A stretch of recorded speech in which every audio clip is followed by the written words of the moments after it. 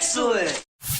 What's up everyone, welcome to Paul's Hardware. If you've been watching my channel in the past couple weeks, you will know that I have been doing a beginner's guide to building a computer, upgrading a computer, setting up that computer properly by installing Windows, setting up stuff in the UEFI BIOS, and making sure that, like, if you have an added extra hard drive in there, that it's working properly. And now finally I'm doing what everyone should do with their newly built computer, which is to see how freaking fast the darn thing is, because when you build a computer, you kind of want to see what the performance is like. Anyway though, if you want to check out any of the videos leading up to this one, including the how to build a computer beginner's guide, the how to upgrade a computer, also a beginner's guide, as well as the how to do everything after that, also beginner's guide, available via the playlist linked in the video's description, also posted in the card right up there. Please check those out, share them with your friends if they've never built a computer before, and hopefully we can spread the love with this computer building thing, because PC gaming is a heck of a lot of fun, and getting in on the ground floor, even if you're building just a $500 system, I think you can get a lot of bang for your buck, as will be shown very quickly here as I move on with the benchmarks. So the benchmarks are going to be run at 1920 by 1080. I think that's a very reasonable resolution to be playing at if you're building a system like this. The $750 system, I think, would be a great option for anyone who's considering transitioning over to 1440 resolution gameplay, but if you don't have the monitor, keyboard and mouse, and Windows licenses for the system, bear in mind those aren't included with the cost, so you are going to need to spend a little bit of extra money on those, and I've posted links to where you can get Windows for fairly cheap via kingwin.net down in the description.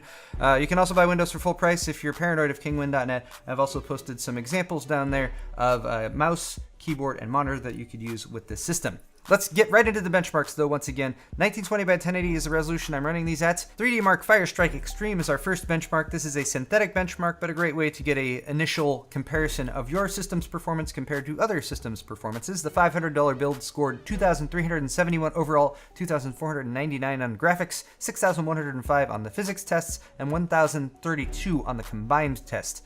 Upgraded to the $750 build, we have 5,678 overall, 6,421 on the graphics, 6,607 on the physics, and 2,732 combined. That's a pretty big jump, especially if you're looking at those overall scores and the combined scores. That is the impact of both jumping up to a quad-core processor from a dual-core, as well as jumping up to a graphics card that costs in the $250 range as compared to our entry-level RX 460 graphics card, which costs around $110 to $130. 3D Mark Time Spy is next. This is another synthetic test focusing on DirectX 12 performance. The $500 build scored 1,793 overall, 1,730 on the graphics, and 2,261 for the CPU. $750 build scored 4,064 overall, more than double the score, 4,203 on the graphics, and 3,423 on the CPU. So some pretty impressive gains all around. Moving on to GTA 5, very popular game. I love playing it whenever I get the chance. The $500 build on the built-in benchmark scored 38.1 average frames per second and a minimum of 15.8. Since 38 frames per second isn't exactly the best average frame rate, I mean above 30 is okay and playable, but you really want above 60 if you can manage it, I decided to play around with some settings, and I found that by turning MSAA off and setting most of the settings in GTA 5 to high or normal, I was able to achieve 60 to 70 frames per second playable frame rate, so that's really what you'd want with 1080, and you can still totally play it, just higher normal settings. It's not even that much of an impact on the actual visual impression that you get of the game. The $750 build scored 96.1 average frames per second in the built-in benchmark. 10.2 was the minimum, which is a little bit disappointing, but minimums can bounce around a lot. I found that live gameplay using these same high-resolution benchmark settings still got me 90 to 95 frames per second on average, so just fine for 1080 gaming, even at the highest settings you can do, and I would imagine that even if you jumped up to 1440, you could still get yourself around 60 frames per second. Moving on to Overwatch, these benchmarks were run at ultra settings, not epic like I usually do. I found the $500 build scored 69.7 average frames per second, 54 minimum, totally fine for playing Overwatch at 1080. $750 build, 181 average frames per second, and 146 was the minimum. Again, a huge boost, and it's really cool to see that with just another $250 invested in the initial system, we're seeing double and sometimes close to triple the frame rate that you get, especially if you're playing a game like Overwatch, which isn't quite as GPU intensive intensive, but that really high frame rate, 181.1 average frames per second with the $750 build, would be very appealing to someone who wanted to get a fairly budget system, but then invest a little bit more in a monitor that did, say, 120 or 144 hertz refresh rate. Get yourself really fast, smooth gameplay. You don't necessarily need a hugely powerful system to do that with a game like Overwatch, but it's still possible. So that's good to know. CSGO is up next. This is another game that is not terribly intensive to play when it comes to the GPU that you need. A lot of people are interested in playing CSGO at really high frame rates. I'm happy to say that the $500 build was consistently up in the 150 to 180 frames per second range. Bear in mind that I have no idea how to play CSGO personally, but I did run around and pretend for a little bit. So that's really nice, especially if you're going with, again, a high refresh rate monitor. $750 build, improved on that. It wasn't quite as much of a jump as we saw with the other games. I was seeing 150 to 170 at minimum, but oftentimes it was hitting 200 frames per second and even getting up to the 220 and 230 range. So very good performance there as well. Finally, we have Doom, and I tested Doom using Vulkan rather than OpenGL, and I did it a different way. So I'm running at 1080, but I decided to test it at low, medium, high, and ultra using just that intro sequence so I could compare them side by side and see what the frame rates were.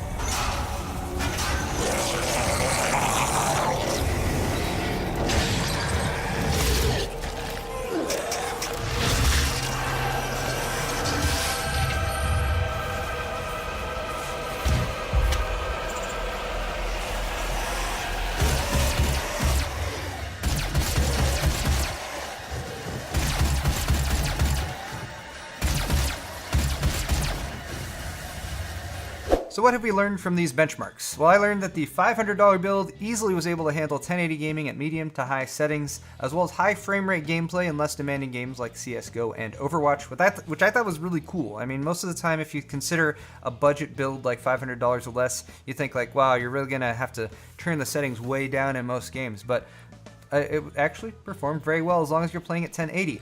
$750 build shows how much of a boost you can get by spending just a little bit more. With a quad core and a $250 price range GPU like the GTX 1060 in here, gets you high to ultra settings at 1080, and then again allows you to easily transition over to a 1440 monitor if that's something that you're considering doing in the future.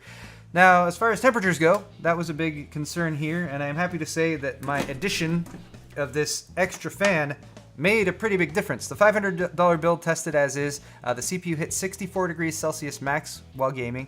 GPU was at 76 degrees max. Those are perfectly adequate temperatures, a little bit warmer than you might want, but nothing that's like a real concern for you. Now the $750 build, I'm happy to say the temperatures actually went down, even though I upgraded to hardware that's actually going to generate more heat. And I think that is almost entirely due to the fact that I upgraded and added an additional 120 millimeter intake fan here on the side to supplement the 120 that came with the case. For the $750 build, CPU hit 58 degrees C max while gaming, and the GPU hit 65 degrees C max while gaming, even though we're still using the stock heatsink fan. So I thought that was pretty nice too, although I will say that noise was definitely impacted. Since we're using a fairly generic fan here, this is just one I pulled out of my collection, but should be comparable to the Kingwin fan that's linked in the video description. This is a BitPhoenix. It's just a pretty standard case fan that you would get with a normal case, but spending $5 to $10 on a fan will get you a fan that works but might be a little bit louder. Spending $15 to $25 on the fan would get you a fan that works and is also quiet. The upshot though is going to be noise testing, so let's quickly listen to that. I set up Unigine Valley to run on a loop, let it run for a while, and then did standard noise testing using my shotgun mic. Here's the $500 build.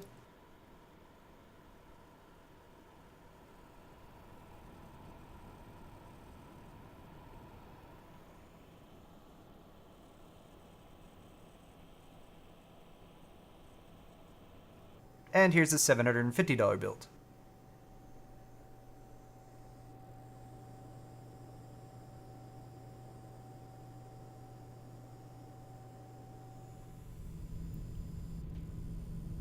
There is just a touch of coil whine coming from the 1060.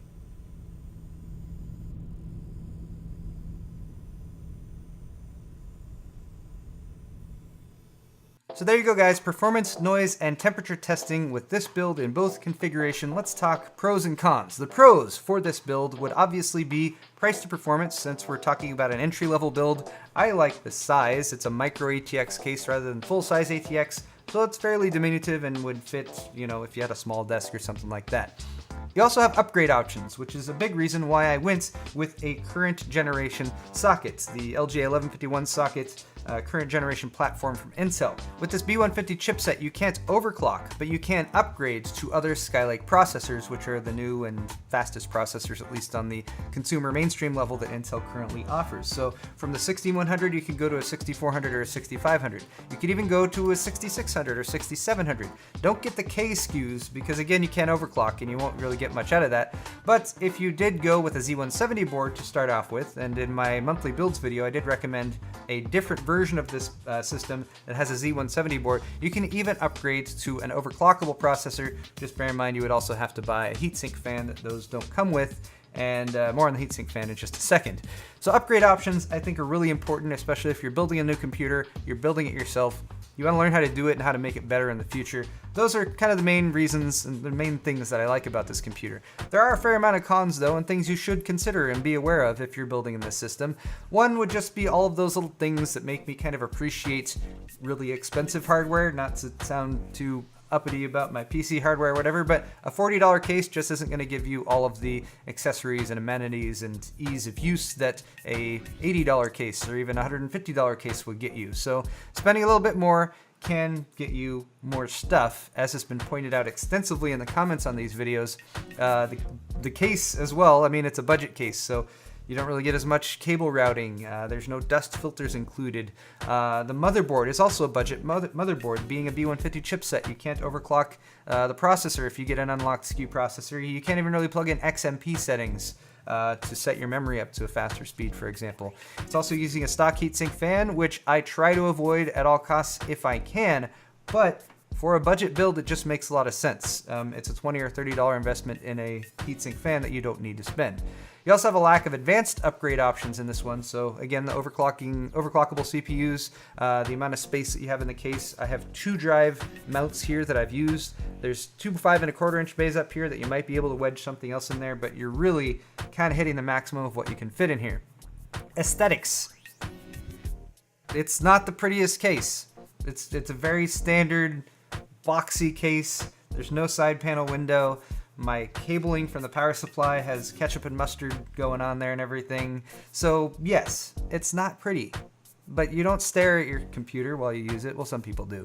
Anyway, I'll leave that up to your decision. Finally, you don't have Wi-Fi as well, but that flips back to the pros for this. And the reason I went with a micro ATX instead of a mini ITX build with this is you do have a couple expansion slots down here at the bottom. So if you needed Wi-Fi, you could pop in a Wi-Fi card. If you even wanted to set this up as like a capture computer, you have an extra slot down there, so you could pop in like a capture card, TV tuner card. There's other things you could do with this system besides just making it a gaming PC. So I like that room for expansion as well. Finally, I wanted to address at least a couple questions that came in on the other videos I posted about this. The first one directly is from Moist Twinkie, which is a fantastic username, by the way. He just asked, if I change the motherboard, do I still need to reinstall the OS? I recommend, if you're doing an upgrade from a motherboard or something like that, to always do a fresh install of your operating system. It's just a better way to go. But if you change your motherboard and you have Windows 10 already activated, chances are Windows 10 will not activate on the new motherboard. Windows 10 seems to set up a hardware ID for the system that you activate. It then remembers that hardware ID and it issues you what is called a digital entitlement. So if I was to, for example, erase the hard drive, reinstall Windows 10 on this, and just plug it into the internet, it would activate. Microsoft would say you have an activated Windows license just by recognizing the hardware that's installed here. So if you swap your motherboard, yes, Windows might suddenly say this is a new computer now and you need to reinstall your operating system or buy a new license or something like that. But often in those situations, you can call Microsoft and do their activation line, and that will work. Quite a few people commented on the fact that this case is ugly and the computer is ugly, and I have no real response to that, other than that it's a budget system. Quite a few other people said, can I upgrade the CPU cooler? And yes, you can, but it would be quite a challenge and a pain in the butt because this motherboard does not have a cutout on the backside of the motherboard tray. So you would have to basically pull the whole motherboard out and essentially rebuild the whole system to put that CPU cooler on there. So again, a lot of stuff that sort of points towards some of the things that you don't get when you're sticking to a budget.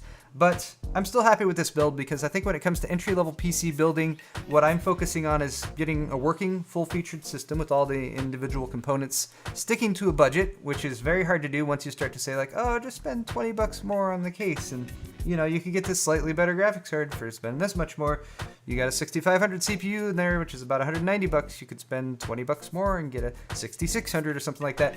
Start tacking all those on, and suddenly it's not a $500 build anymore, or a $750 build. It's a $900 build, but you can always say that. You can always spend more money and get better, cooler stuff to put in there. It's all about what you choose to put in there for now, how it works, and what you could potentially add in the future, which is kind of what I was trying to focus on this one. Basic PC building is about getting a full-featured system together, sticking to that budget, getting good performance and low noise. Advanced PC building, some of the stuff that a lot of people are asking about in the comments that I talk a lot about on my channel, is stuff like aesthetics, making it look pretty, overclocking, which a lot of people don't even dive into just because it seems a little bit scary. I have videos on that, of course, but then also there's the aftermarket cooling and liquid cooling that you could get into as well. But those are all like the next steps. These videos are intended to say, if you've never built a computer before and you want to try it out, especially if you want to try PC gaming, you can set this computer up. You don't have to invest a ton of money. And then you can start looking at those advanced things to moving on to the next steps and getting yourself an epic build or something more similar to the system that I have going on there behind me. Anyway though guys, that is all for this video. I encourage you once again to leave me your comments and feedback in the comment section down below. Please go ahead and hit that like button if you enjoyed this video and it helped you out, because that helps me a ton. There's also links down there to my store where you can buy shirts if you're interested. Again, all the parts I've used here, links to the other videos in this series for those of you who haven't watched them yet. I really hope this has helped you guys in your PC building adventures. Thank you for watching, and we'll see you next time.